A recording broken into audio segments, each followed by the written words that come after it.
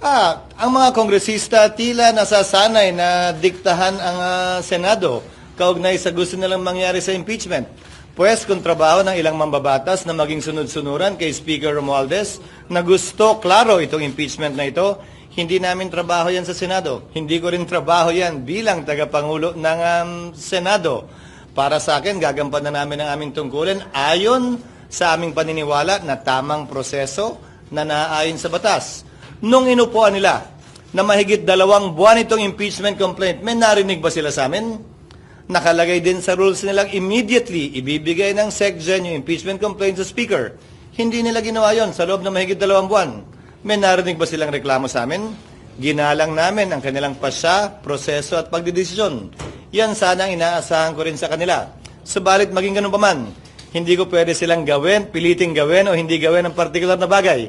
Gayon din sila. Kung nais nila maging sunod-sunuran sa gusto ng kanilang speaker, pues hindi po namin trabaho yan.